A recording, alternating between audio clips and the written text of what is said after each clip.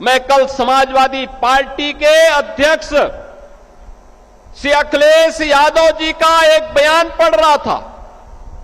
वो कह रहे थे कि उनकी सरकार आएगी तो अयोध्या को धार्मिक नगरी बनाएगी। अरे आप क्या धार्मिक नगरी बनाएंगे? आपने तो अपना इतिहास देखे, राम भक्तों पर गोली आप ही के लोगों ने चलाई थी, आप ही की सरकार ने चलाई थी, समाजवादी पार्टी की सरकार ने। आज जब राम भक्तों के परिश्रम और पुरुषार्थ से प्रधानमंत्री मोदी जी के नेतृत्व में अयोध्या अब त्रेता युग का स्मरण करा रही है, तो आपके मुंह में भी पानी आने लग गया है। अरे भूल जाओ, आपने तो थानों में और जेलों में कृष्ण जन्माष्टमी के आयोजन को भी रोक दिया था, कांवड़ यात्रा पे प्रतिबंध लगा दिया था। जो आज जब हमारे जनप्रतिनिधि कह रहे थे ना कि हाथरस में 22 से ज्यादा मंदिरों का सुंदरीकरण हुआ, क्या यह समाजवादी पार्टी के समय में संभव था? क्या उनके समय में नहीं था, क्योंकि उस समय यह पैसा कब्रिस्तान की बाउंड्री वाल के लिए जाता था और वही तो हमने मंदिरों की तरफ डाइवर्ट किया है। वही पैसा हमने इधर भेजा है कि कब्रिस्तान की आवश्यकता नहीं, मंदिर आस्था के केंद्र हैं। अखिलेश जी, अयोध्या को तो राम भक्तों ने सजा और संवार दिया है, आप उसकी चिंता मत करिए, पश्चाताप करिए, एक बार रामलला का दर्शन कर लीजिए, कम से कम इसी से और सद्बुद्धि आएगी।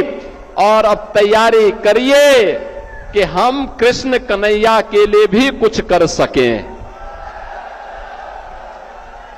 अब मथुरा की बात करिए।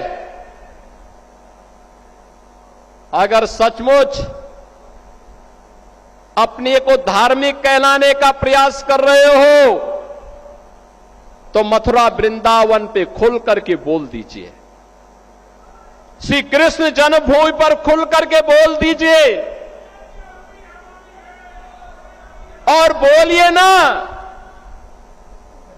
कि श्री राम जन्मभूमि मुक्ति के आंदोलन की तर्ज पर ही श्री कृष्ण जन्मभूमि की मुक्ति का भी अभियान चलना चाहिए। भगवान श्री कृष्ण की जन्मभूमि को भी सम्मान मिलना चाहिए। हमारी सरकार वहां श्रद्धालुओं को बुनियादी सुविधाएं उपलब्ध करवाने का कार्य कर रही है। युद्ध स्तर पर हम प्रयास कर रहे हैं, लेकिन आप में हिम्मत नहीं, क्योंकि आप तो मुल्ला और मौलवियों के सामने घुटने टेकने के सिवाय आपके पास कोई ऐसा एजेंडा नहीं जो प्रदेश के विकास के लिए हो, अयोध्या, मथुरा या काशी के उत्थान के लिए हो, उनकी पहचान को, पौराणिक पहचान को बनाए रखने के लिए हो। ये धूल झोंकने का काम मत करो।